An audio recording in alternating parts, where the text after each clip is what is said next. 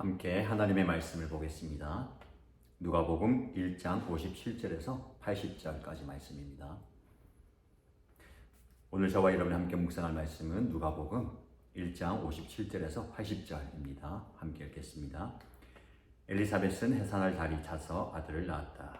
이웃 사람들과 친척들은 주님께서 큰 자비를 그에게 베푸셨다는 말을 듣고서 그와 함께 기뻐하였다.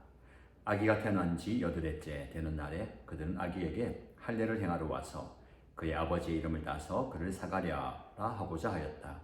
그러나 아기 어머니가 말하였다. 안 됩니다. 요한이라고 해야 합니다. 사람들이 말하였다. 당신들의 친척 가운데는 아무도 이런 이름을 가진 사람이 없습니다. 그들은 그 아버지에게 아기의 이름을 무엇으로 하려는지 손짓으로 물어보았다. 그가 석판을 달라 하여 그의 이름은 요한이다 하고 쓰니 모두들 이상히 여겼다. 그런데 그의 입이 곧 열리고 혀가 풀려서 말을 하며 하나님을 찬양하였다. 이웃 사람들은 모두 두려워하였다. 이 모든 이야기는 유대 온 산골에 두루 퍼졌다. 이 말을 들은 사람들은 모두 이 사실을 그들의 마음에 두고 이 아이가 대체 어떤 사람이 될 것인가 하고 말하였다. 주님의 보살피는 손길이 그 아기와 함께 하시는 것이 분명했기 때문이다. 요한의 아버지 사가랴가 성령으로 충만하여 이렇게 예언하였다. 주 이스라엘의 하나님은 찬양받으실 분이시다. 그는 자기 백성을 돌보아 속량하시고 우리를 위하여 능력 있는 구원자를 자기의 종 다윗의 집에 일으키셨다. 예로부터 자기의 거룩한 예언자들의 입으로 주님께서 말씀하신 대로 우리를 원수들에게서 구원하시고 우리를 미워하는 모든 사람들의 손에서 건져내셨다. 주님께서 우리 조상에게 자비를 베푸시고 자기의 거룩한 언약을 기억하셨다. 이것은 주님께서 우리에게 주시려고 우리 조상 아브라함에게 하신 맹세이니 우리를 원수들의 손에서 건져주셔서 두려움이 없이 주님을 섬기게 하시고 우리가 평생 동안 주님 앞에서 거룩하고 의롭게 살아가게 하셨다. 아가야, 너는 더 없이 높으신 분의 예언자라 불릴 것이니 주님보다 앞서가서 그의 길을 예비하고 죄 사함을 받아서 구원을 얻는 지식을 그의 아버지에게 가르쳐 줄 것이다. 이것은 우리 하나님의 자비로운 심정에서 오는 것이다. 그는 해를 하늘 높이 뜨게 하셔서 어둠 속과 죽음의 그늘 아래에 앉아있는 사람들에게 빛을 비추게 하시고 우리의 발을 평화의 길로 인도하실 것이다. 아기는 자라서 심령이 굳세어졌다. 그는 이스라엘 백성 앞에 나타나는 날까지 광야에서 살았다. 아멘. 하나님의 은혜 가운데 주일 예배 잘 드리셨습니까? 한 주가 또 시작되는 이 시점에서 이렇게 말씀으로 여러분과 함께 만날 수 있어서 감사하고요. 저는 여러분의 기도 덕분에 2주를 또 이곳에서 예배 드렸고요. 많은 도전과 은혜를 받고 있습니다. 오늘 2주간의 연수는 마치게 되겠습니다. 오늘 일정을 잘 마무리하고요. 내일부터 주일까지 목회자 세미나를 진행하게 됩니다. 모든 일정 가운데 은혜가 넘칠 수 있도록 기도해 주시길 바랍니다. 저도 여러분들 위해서 매일매일 또 기도하고 묵상하고 있습니다. 그리고 오늘의 말씀 묵상하시면서 댓글 통해서 저와 여러분들 소통하시고요. 또 많은 분들이 함께 하시는데 댓글을 통해서 깨달은 바와 깨뜨릴 바를 기록해 주시기 바랍니다. 제가 여러분 댓글 밑에 또 댓글을 달면서 격려하고 있으니까요. 많은 이신가족들 참여하시기를 축복합니다. 지난 토요일 주일 말씀을 보면 누가복음의 첫 시장이죠. 예수님의 탄생을 예고합니다. 마리아를 통해서 구원자이신 예수가 날 것이다 라고 예언합니다. 그리고 그 예수님의 탄생 이전에 세례 요한을 소개하죠. 세례 요한 또한 성령 안에서 불가능한 상황 가운데서 하나님의 은혜 가운데 이 땅에 오게 됩니다. 요한과 그리고 예수님 불가능한 상황 속에서 성령으로 잉태되었죠. 그 당사자 또 성령 충만할 뿐만 아니라 그 어머니 그리고 아버지 또 성령이 충만한 가운데 태어나게 되는 것을 보게 됩니다. 오늘 본문에 말씀해 보시면 이제 먼저 세례 요한의 출생에 대해서 이야기합니다. 해산할 달이 차서 어머니 엘리사벳은 아들을 낳게 됩니다. 예고한 대로 아들을 낳았죠. 하나님께서 큰 자비를 그에게 베푸셨다라는 말을 듣고서 그와 함께 모든 사람들이 모여 기뻐합니다.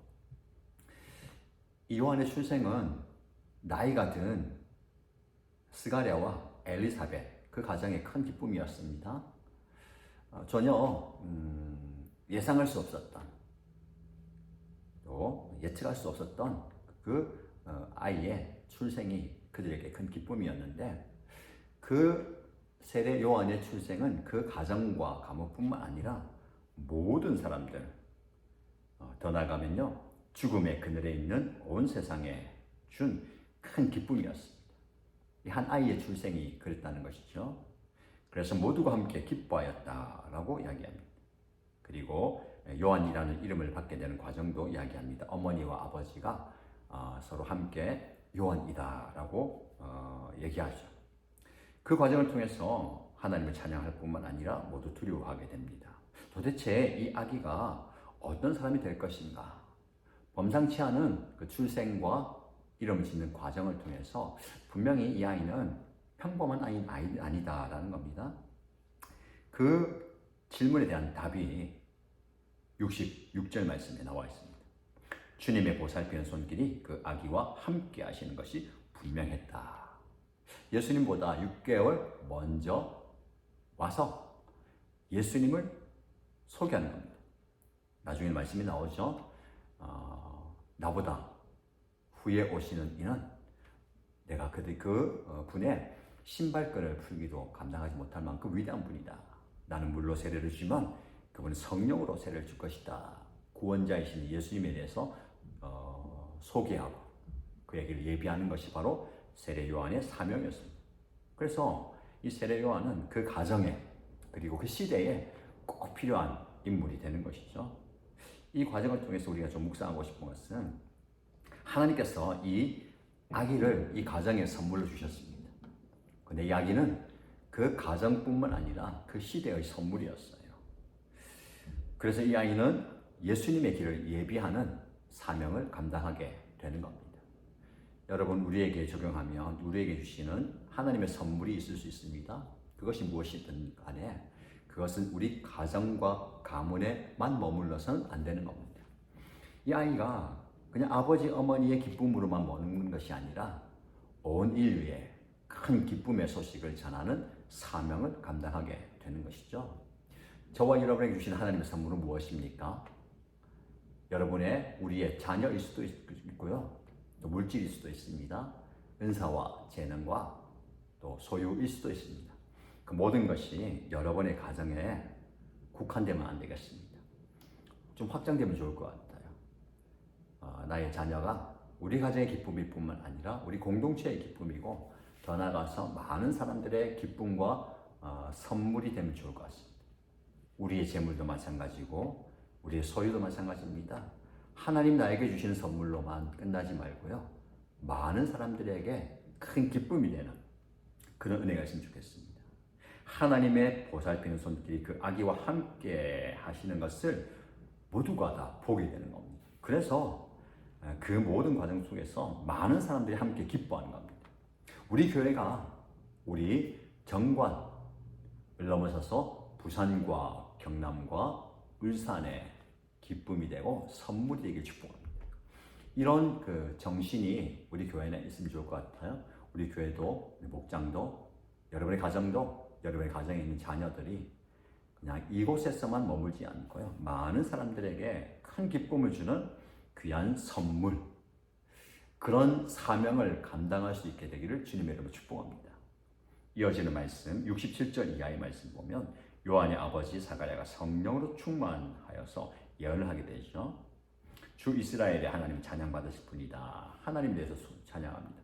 하나님은 찬양받기 합당하신 분이고 자신의 백성을 구원하시고 우리를 위해서 능력 있는 구원자를 보내주신다는 겁니다. 그 구원자가 우리를 원수들에게서 구원하고 악한 자들의 손에서 건져내시고 하나님의 자비와 하나님의 거룩한 언약을 성취하는 분이다. 그래서 우리가 그 구원자를 통해서 구원받고 평생 거룩하고 흠이 없게 살아갈 수 있는 은혜를 주신다라는 겁니다. 그러면서 이분이 오시는데 자신의 아기, 이 세례 요한이 그 예언자 예수님보다 앞서 그 일을 예비하고 그 예수님을 백성들에게 가르쳐 주는 사명을 주셨다라는 것을 예언합니다. 여러분, 이 아이가 단순히 나이 들어서 얻게 되는 하나님의 특별한 선물로 끝나는 것이 아니라 온 인류의 구원자 예수 그리스도를 보여주는, 말 그대로 그분의 길을 예비하는 자이라는 것을 깨닫고 사명을 주고 축복하는 거예요.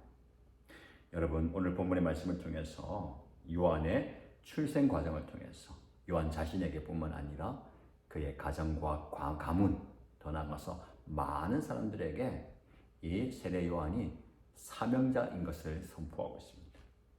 저와 여러분의 말씀을 한번 적용해 볼까요? 이 한 아기가 태어났는데 이 아기가 하나님이 주신 선물일 뿐만 아니라 하나님이 이 아기에게 귀한 사명을 주셨다라는 것을 말씀을 통해 보게 됩니다. 우리도 마찬가지예요.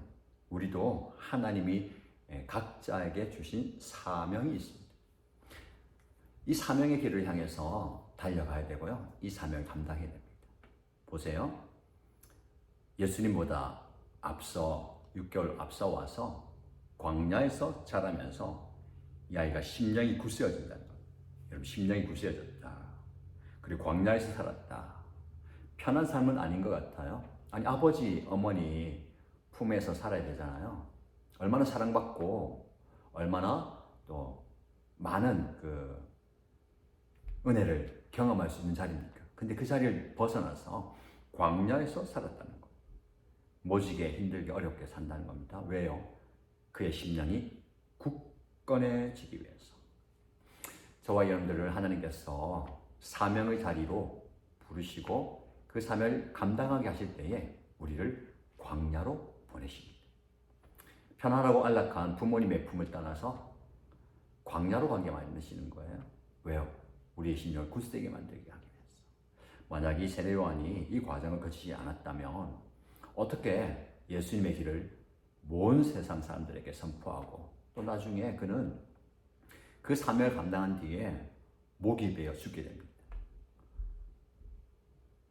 그 목숨을 거는 사명을 감당할 수 있는 그 배경이 여기 있는 것 같아요. 심령이 굳세어졌다. 여러분, 우리가 심령이 좀 굳세어지면 좋겠습니다. 뭐 그런 얘기도 하잖아요. 멘탈이 강해져야 된다. 나는 멘탈이 강하지 못해서 유리 멘탈이다. 금방 깨어지기 쉽다. 그런 표현을 많이 하는데 정작 저와 여러분들이 그런 거 아닌가 모르겠습니다. 누구 한 사람의 말 들으면 이 유리 멘탈에 금이 가요. 누구 한 사람의 시선 때문에, 어떤 사람들의 말 때문에, 또 내 뜻대로 되지 않는 그 상황 때문에 이 멘탈에 금이 가고 결국 어떻게 됩니까? 와장창 깨어져 버리는 거예요. 심령이 굳세지 않기 때문에 그렇습니다. 저와 여러분들에게 하나님 사명 주셨어요. 사명의 길은 쉬운 길은 아닙니다. 그러나 이 사명의 길은 우리 모두에게 주어진 길이에요. 이 길을 감당하기 위해서 우리가 굳세어져야 됩니다. 굳세어져야 되는데 어떻게 굳세어질 수 있을까요? 여기 힌트를 주시죠. 누가복음 시작하자마자 계속해서 성령의 충만한 은혜를 얘기합니다. 성령으로 충만해서 아버지와 어머니가, 친지들이 성령 충만해야 아이가 충만한 거예요. 여러분의 가정 가운데 성령의 충만한 은혜가 있길 바랍니다. 새를 시작하고 벌써 한 달이 더 지나고 2월이 시작되었는데 여러분의 멘탈은 어떻습니까?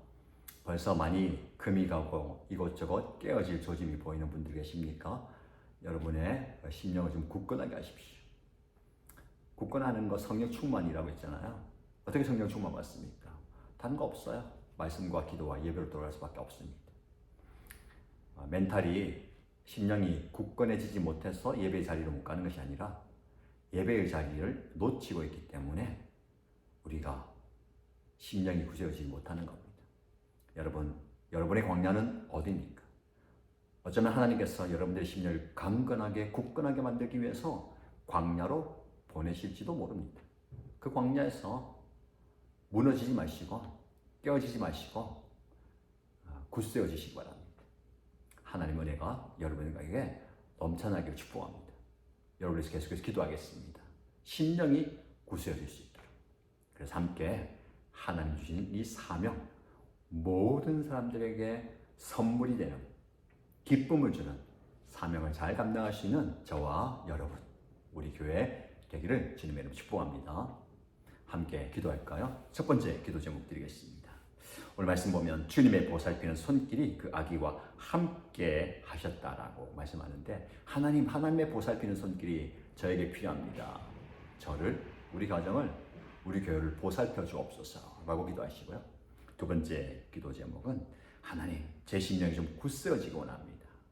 유리같이 깨어지기 쉬운, 아니면 깨어져 있는 심령입니다. 하나님 좀 강건하게, 굳건하게 서게 하시옵소서. 그래서 그 사명을 감당할 수 있는 사명자가 되게 하여 주옵소서라고 기도하십시다. 공동체를 위해서 기도할 때에 하나님께서 우리 공동체를 통해서 큰 사명을 이룰 수 있도록 부산과 울산과 경남을 아우르는 큰 역할을 감당하는 그 많은 사람들에게 큰 기쁨을 주는 사명 공동체가 될 수 있도록 기도하시기 바랍니다.